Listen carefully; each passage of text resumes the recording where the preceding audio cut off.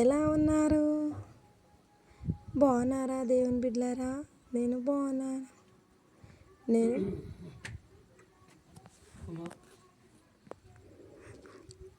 Hi అందరికీ. ఈరోజు ఒక చిన్న ప్రార్థన చేసుకుందామా? పరిశుద్ధుడా మహోన్నతుడా సర్వశక్తుడైన తండ్రి యెహోవా సర్వాధికర్తవైన యేసయ్యా, మమ్మల్ని ముట్టుతండి. మేము పాపలం తండ్రి, మా పాపి ప్రార్థన వినేసయ్యా. ఎక్కడ ఇద్దరు ముగ్గురు కూర్చుంటే వాళ్ళ మధ్యలో నేను ఉంటానని చెప్పావు తండ్రి. మా మధ్యలో దిగిరమ్మని అడుగుతున్నాను తండ్రి. ఈ పొద్దున సమయంలో మా తోడు నీడగా ఉండమని అడుగుతున్నాను తండ్రి. ఈ బిడ్డల మీద నీ ఆశీర్వాదాలు కుమ్మరిస్తూ ఈ బిడ్డలని జ్ఞాపకం తెచ్చుకుంటా ఉండమని అడుగుతున్నాను తండ్రి. ఇక్కడ యూట్యూబ్ ఛానల్లో ఎంతమందిని ప్రార్థన వింటున్నారో వాళ్ళని జ్ఞాపకం తెచ్చుకోతండి. వాళ్ళని ఏకీభవించమని అడుగుతున్నాను తండ్రి. వాళ్ళని ముట్టి ఆశీర్వదించమని అడుగుతున్నాను. వాళ్ళని జ్ఞాపకం తెచ్చుకోతండి. నేను పాపిని తండ్రి. దారిలో వాక్యం ఉంటే వాక్యమే దేవుడు అయ్యాడని చెప్పేవేసయ్యా. నీ వాక్యమే మేము నమ్మాలని కోరుకుంటున్నాను తండ్రి.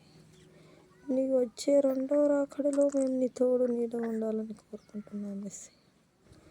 ఇంటి మీద నీ ఆశీర్వాదాలు కుమ్మరిస్తూ నాకు ఒక మగ బిడ్డని ప్రసాదించమని కోరుకుంటున్నాను తండ్రి.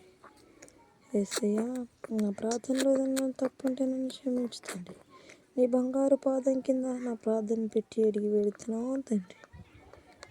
ఆమేన్, ఆమేన్, ఆమేన్. ఏం చేస్తున్నారు అందరు ఈరోజు? బాగున్నారా? మరి ప్రార్థన విన్నారా? ప్రార్థనలో మహిమ ఎవరికైతే అర్థమైందో ఈరోజు ప్రార్థన నా కామెంట్ చేయండి.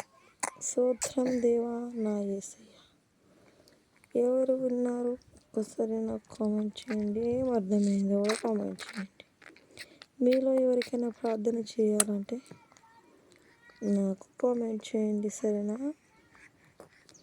మరి మీలో ఏమైనా ఇబ్బందులు, బాధలు, కష్టాలు, కన్నీళ్ళు ఏది ఉన్నా నాకు తెలపవాలని కోరుకుంటున్నాను. మీరు ఎవరు ప్రార్థన చేయమని కామెంట్ చేస్తే ఖచ్చితంగా ప్రార్థన చేస్తాను.